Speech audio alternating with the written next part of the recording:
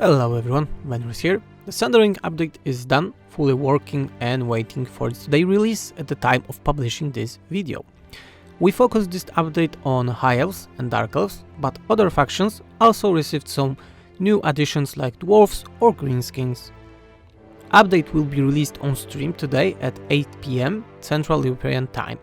We will be talking about future content and answering your question as always. Together with Nathan from the Great Book of Grudges channel, we prepared this video with most important changes, so take a cup of tea and see what you will be able to toy with today. But before we start, I want to show you a little sneak peek of things that yet to come. Enjoy!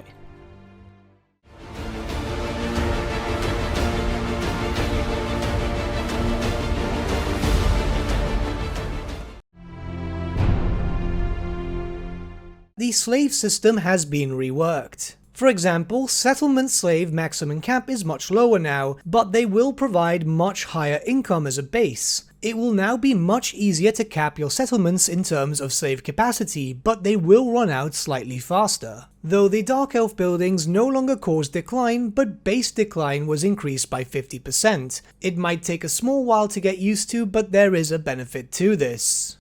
Some Dark Elf buildings now have the minor benefit of having a small amount of base income. This is nothing too drastic, it's only around 10 per building, though a small change like this does help out as soon as you start producing more and more buildings. You will notice the change as time goes on.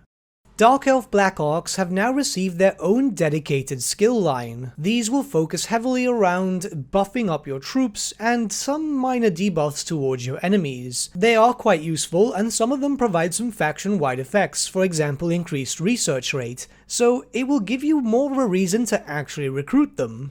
The Dark Elf technology tree has been updated with a few new technologies. The main one, however, focuses around being able to sacrifice slaves in order to trigger murderous prowess much faster in battle. This makes sure that the Dark Elves can make use of their special in-battle mechanic much quicker and not have to worry about losing too many bodies in order to trigger it.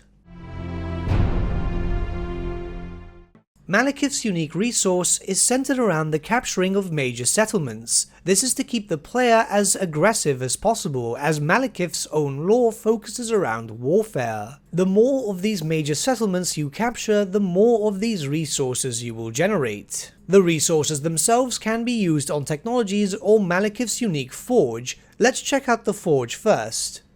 Malekith's new forge mechanic is a way to acquire some buffs for your faction, either permanently or through a 10-turn basis. There are 4 specific sections here, divided into 2 groups of 2. The first groups include the Heir of Anarian and Witch King tabs. Heir of Anarian will focus around buffing up specific troops, increasing their capabilities on the battlefield, while Witch King will focus around general campaign improvements. Extra campaign movement range, research rate, even Winds of Magic starting amount. While the second group of tabs, Harmony and Destruction, will focus around very powerful faction-wide buffs. Though these buffs are acquired much later game, as you will require Nagaron to be at its tier 5 level, and you will need to acquire Malekith's unique military ordnance skill, which is unlocked at level 30. You may have noticed the low barrier of entry for these buffs. They only cost 100 early on. In fact, as soon as you start your campaign, you're already able to use one. However, as you can see on screen right now, there are certain factors which will make the cost increase. For example, here I recruited another lord, and that's increased the cost for all these buffs by 25. This is to balance the fact that the buffs work faction-wide, so of course the increase will keep things balanced. Of course, this unique resource is also used on your technology tab, where 40 new technologies have been added in for Malekith and Malekith alone. This is thanks to Binu 10's Dark Phoenix Druchii immersion mod, which was integrated into SFO Grimhammer. As you can see, these are divided into their own specific sections, each with their own unique effects.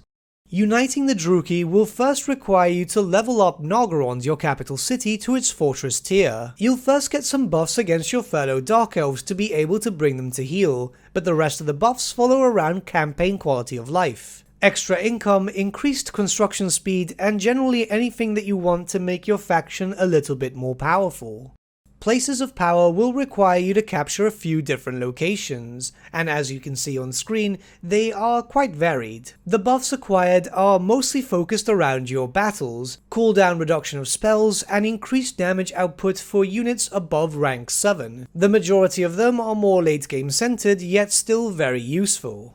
Claim Ulthuan is focused around Malekith's possible ascension as the Phoenix King of the Elves. You'll first need to take over the settlement of LOKHIR, and after which you can start going through some other technologies focused around each of the specific kingdoms in Ulthuan. Each of the kingdoms will provide you with specific buffs centered around their lore interpretation of said kingdoms. These are all faction-wide buffs and quite useful, so you'll want to think about launching an invasion on Ulthuan sooner rather than later. Road to World Empire will focus around other races in the Warhammer Fantasy world, and the way to start acquiring these technologies is to start taking over their faction racial capitals. Again, faction-wide buffs are available here, some of them quite powerful, but most of these races are very far from your reach, so you won't be acquiring them early on. This was implemented to keep you expanding throughout the Mortal Empires campaign map. After completing 3 specific sections, which are centered around the High Elves, the Dark Elves, and the Wood Elves, you may unlock the Sons of Anarian research. This is a powerful late-game research which will focus around making your troops stronger against fighting Norsca, give them an extra passive ability known as Blood Frenzy, which is on screen, and give all of your units the ability to cause fear, which of course is quite powerful, but this is very late game. Malekith will have access to a completely unique unit known as the Shadowfire Guard, a mixture of the Black Guard of Nargothrond and the Phoenix Guard from the High Elves. These are only acquirable when you have taken the Shrine of Asuryan in Ulthuan. The shrine itself is now a very powerful and important strategic location for your faction. Not only are you able to recruit these units, but you'll also have access to 2 unique landmarks. The first landmark is the Corrupted Flame of Asuryan, which will provide a wide variety of faction bonuses, for example upkeep reduction for all armies faction-wide, and increased local recruitment capacity in all provinces. But the main benefit for this is the Diplomatic Relations plus 100 for all Dark Elf factions, and Diplomatic Relations plus 300 for all High Elf factions. This is more to center around that you have become the Phoenix King, and the High Elves now have to bow before you. And finally, the second landmark is the most unique building so far. This will allow Malekith to recruit High Elf units into his armies. Silver Helms of Shields, White Lions of Shrace, Silverin Guard, and finally Phoenixes. This is to more represent the fact that he is now the Phoenix King. This itself follows the lore more so around the end times. MORATHI will now have access to a new resource known as Profane Hedonists, and this one works rather differently when compared to all the others so far. You can acquire this resource by raising settlements and also spreading Chaos Corruption. The higher the concentration of Chaos Corruption around regions, the more likely the chance that you will get more of this resource. The resource itself is used on events, character skills, and technologies. Now, what makes this resource so unique when compared to all the others added in for the High Elves and the Dark Elves? Well, simply put, if you don't manage your expenditure correctly, you can actually go into the negative with this resource, where doing so will provide some debuffs to your faction, minus 10 leadership faction-wide to be in fact. This is in place to give you incentive to move around and spread Chaos Corruption as quickly as possible, and can be punishing if you're not managing this correctly and end up fighting many forces with fear and terror causing units. The lizard men who are very close to you are the perfect example of this. The resource itself can be used to unlock a wide variety of different resources. Keep in mind that they are rather expensive, and to unlock them you will need to build up certain buildings. These technologies themselves are multi-purpose. Not only do they focus around giving some buffs towards your factions, for example extra hero capacity, weapon strength, and some stuff revolving around your campaign, but as you may have noticed, there's also a heavy emphasis providing buffs to a unit known as Pleasure Cultists. Pleasure Cultists are one of 2 exclusively available units for Morathi's faction. Now what you will notice here is that their stats aren't really very good. They are available to you very early into your campaign. The stats of course do reflect that, but as you start upgrading them more and more through your unique technology, they'll become far more powerful. This is a rather interesting unit as it is designed not to be there for just the beginning of your campaign, but rather last throughout your whole campaign, from early game all the way until its end. The Pleasure Cultists themselves can also be upgraded with a few different types of unit upgrades. These are also the only units in Morathi's faction which will be able to upgrade themselves. The upgrades are quite powerful, but they will require quite a bit of your resources, so it will take a while before you will be able to actually get them. These upgrades themselves are meant for more mid to late game as you're already starting to push out into different continents. Your second unique unit is that of the Demonettes of Slaanesh, a popular mod by Balent and Chaos Robbie which was ported over into SFO Grimhammer. These are your infantry destroyers, fast moving and attacking, armor piercing, and unbreakable. They are a top tier unit for the Morathi campaign in SFO Grimhammer and once again reinforces the changes for Morathi's campaign, more focused around earlier lore rather than that of 8th edition. Both units can be found in a unique building tree known as the Cult of Pleasure. This is something that you'll be using throughout your whole campaign, as it is one of your most needed buildings. As you can see, there are 5 different tiers, and they get more and more powerful as you progress. This is one of your main sources for public order, and also chaos corruption, but will also focus around increasing your capacity and recruitment rank for death hags. The Cult of Pleasure itself will also act as a defensive building, providing some witch elf garrisons, and increase the attrition that enemies will take through chaos corruption. This building can be constructed in both minor and major settlements, so if you want to work around and start buffing up specific things, well, this works out very well for you. As of course, if you're playing with unit capacity, this will be the main way that you can unlock more Demonettes of Slaanesh. Quickly moving back to the research section, you also have 3 specific technologies which are centered around the capturing of 3 different locations. These are very powerful and should give you incentive to move about. Think of it as a campaign goal without forcing it to be a campaign goal.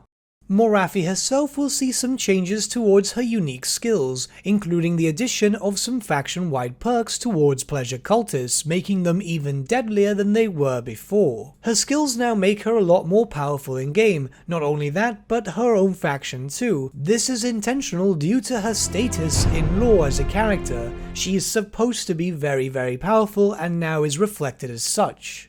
At random intervals throughout your campaign, you will be met with a few different types of dilemmas. These will offer a wide variety of different buffs, and it's not just the one on screen that you'll see right now. Following a more random nature, you can't really plan out when these will actually appear, but the reason why this is being highlighted is that you'll need to notice that each of these dilemma options will cost you profane hedonists. As I had explained earlier on in the video, this is your unique resource which can go below 0, so keep in mind that this event will pop up every now and then, or else if you do not plan ahead, you will go below 0 and start suffering the negatives. It's not that difficult as soon as you start moving around with your faction and start corrupting more and more regions, but early on this can catch you off guard.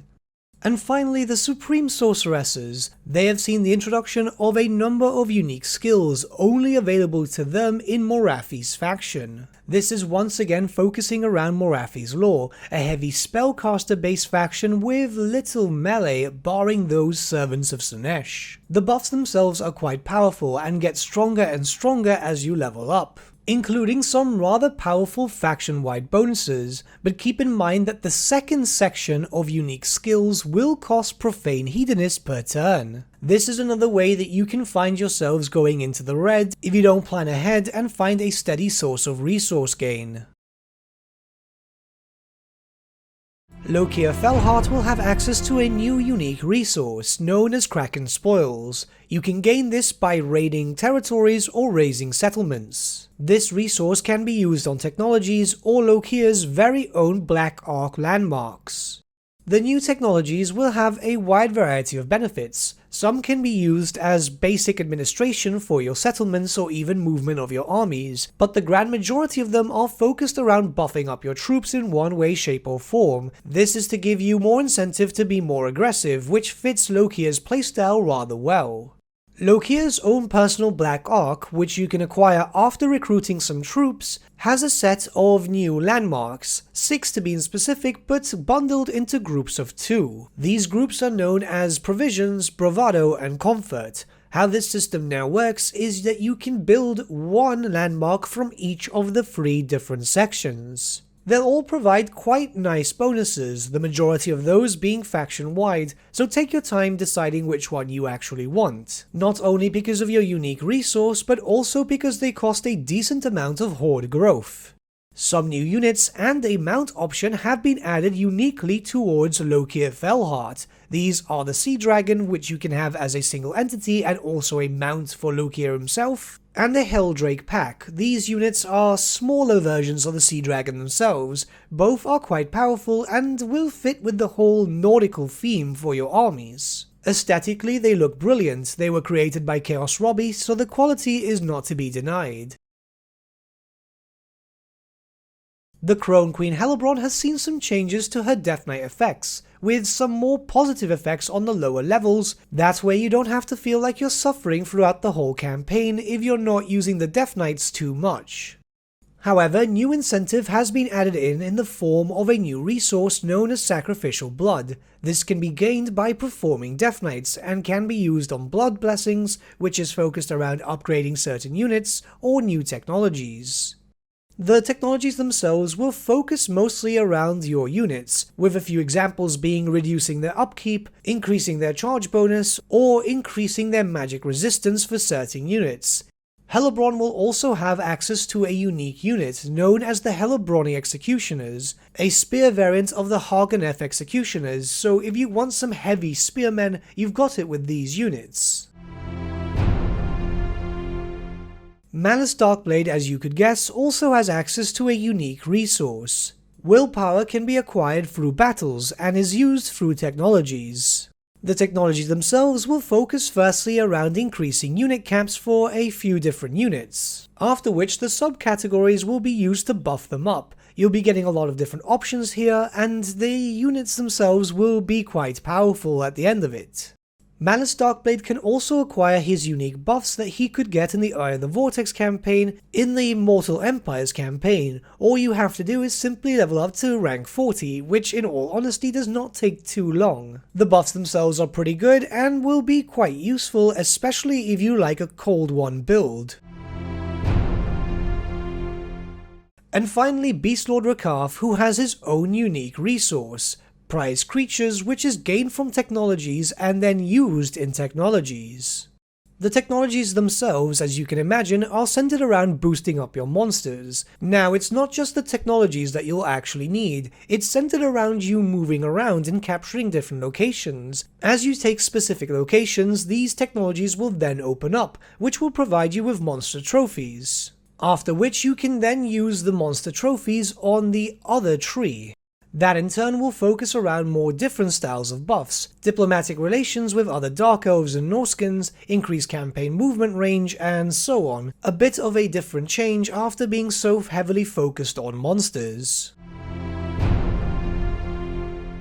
The first change is nothing major, yet a very welcome visual enhancement. Elven archers will now have quivers on their person, which, as I said, doesn't change the game. However, it is incredibly immersive and makes a lot of sense. You want to see your archers actually having quivers full of arrows.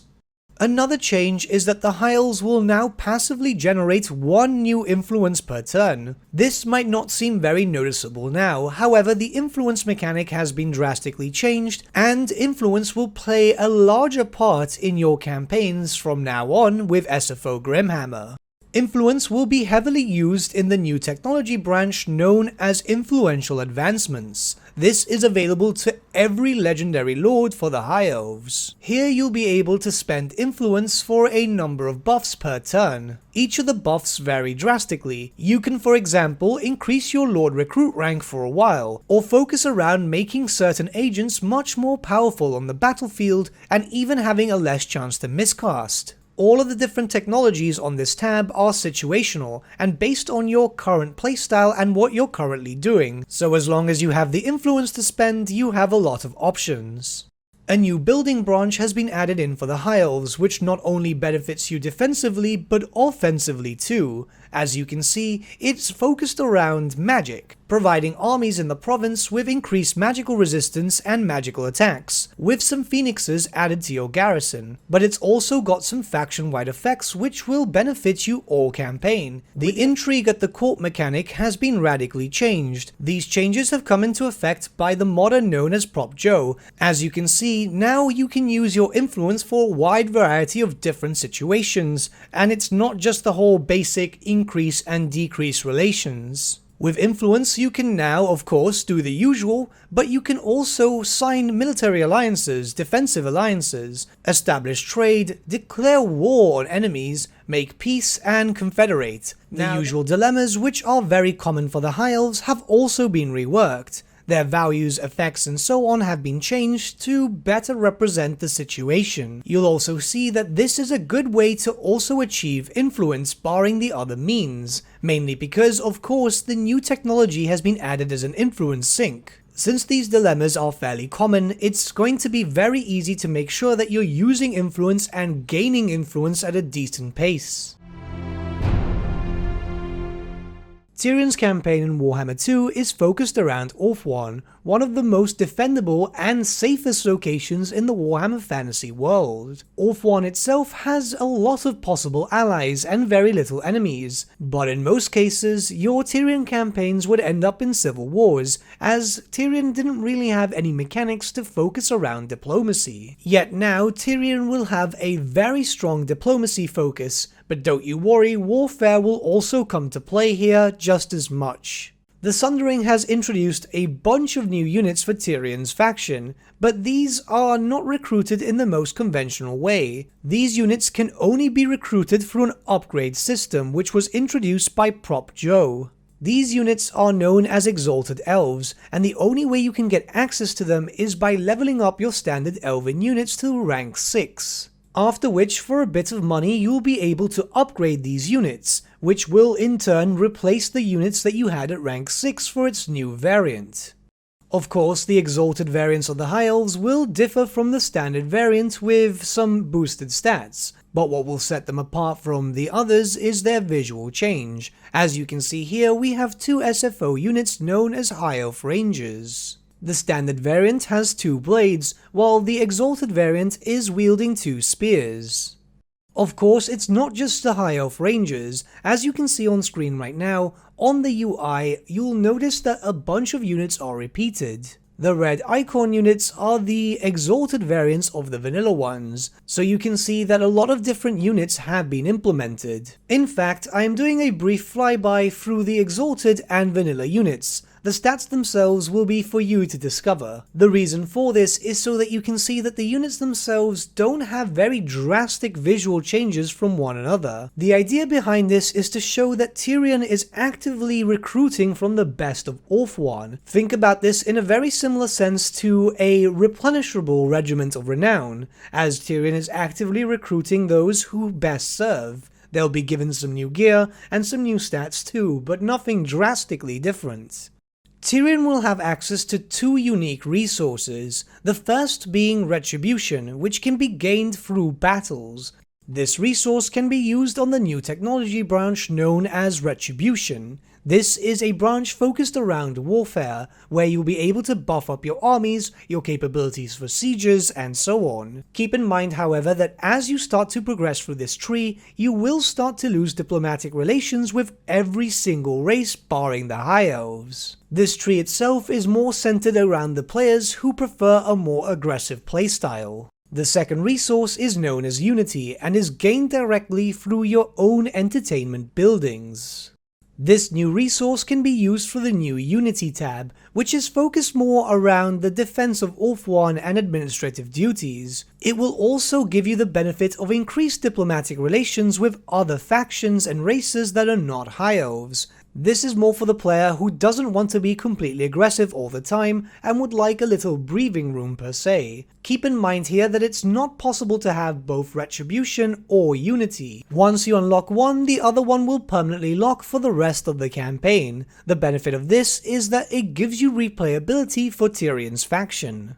Tyrion's faction will also benefit from a new system only available to him, where uniting the fellow High Elves will provide you with a bunch of faction effects. As you can see here on screen, there are a bunch of different faction effects available to me, each of them linked to all the different High Elf factions in Warhammer 2 Mortal Empires campaign. As you grow in power and start confederating with the various different factions, you will then be able to get a new faction trait, and each of the different factions will also have their own unique traits given to you. This will give the player more incentive to confederate with all the other elves. And it is indeed worth it. If you can confederate with them all, your faction will become stronger than ever.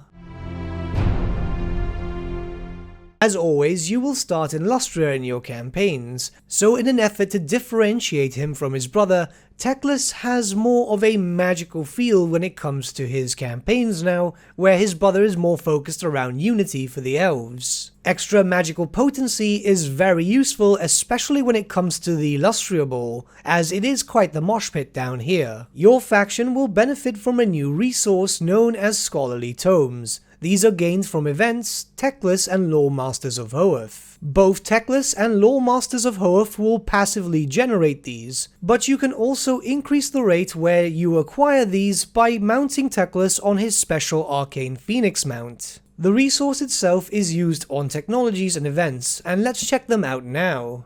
The tomes themselves can be used to unlock new technologies, of which there are 9 new major branches. These branches themselves are dedicated to a specific wind of magic. Each of the branches will have a specific spell tied to them, which can be used not only by TECLIS but also archmages. Further going down these branches will give you bonuses towards your faction and even reduce the upkeep to any spellcasters that you may have. The spells themselves will vary, but they won't be too overpowered. Some of them will be quite powerful because it fits with their lore of magic, whereas others will be healing spells or even damage reduction spells.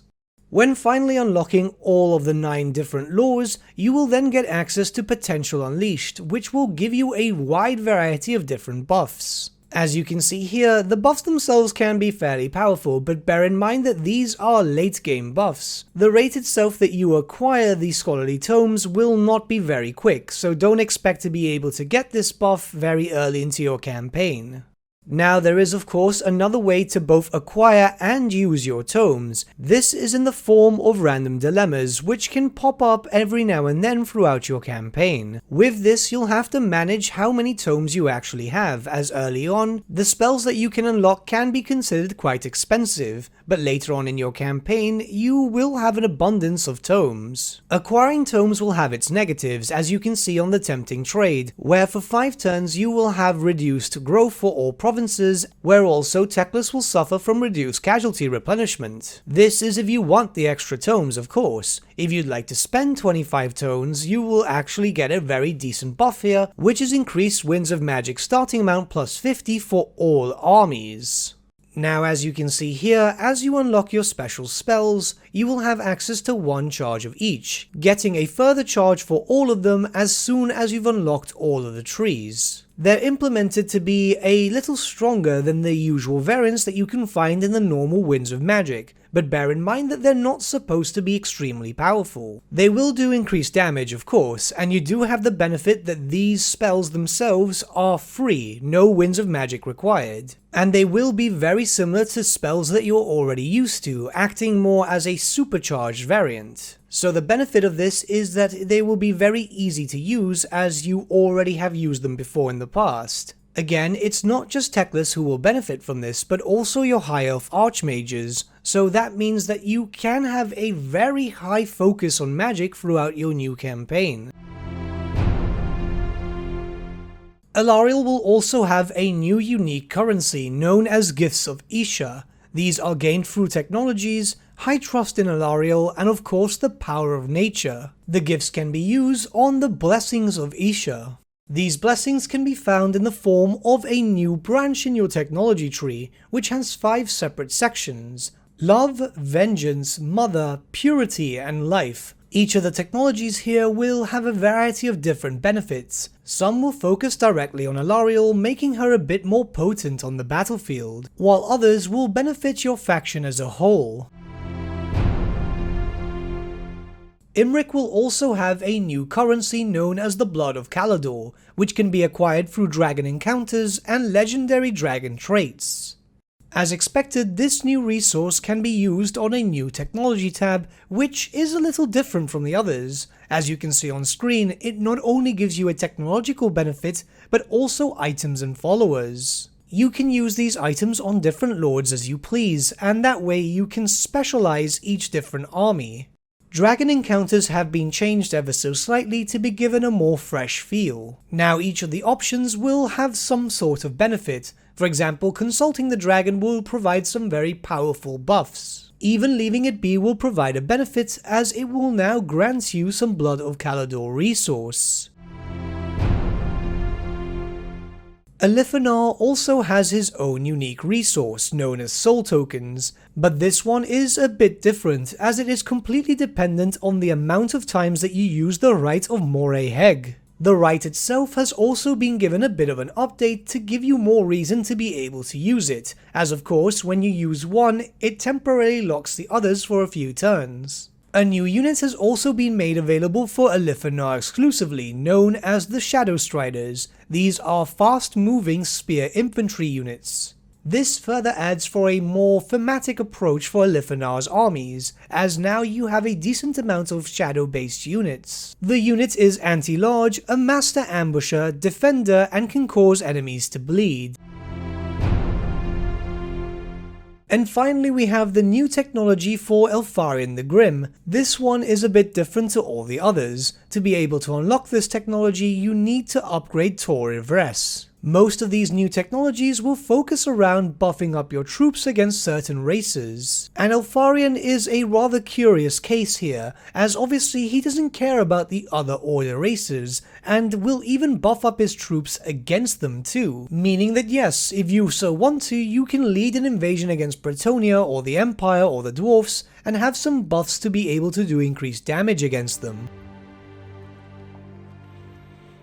Thanks everyone for watching, and I hope you will enjoy this brand new massive update. Big thanks to all patrons for support and feedback. This mod would be never in its current state if not all of you. Remember that the update launches today at 8 PM Central European Time during the stream.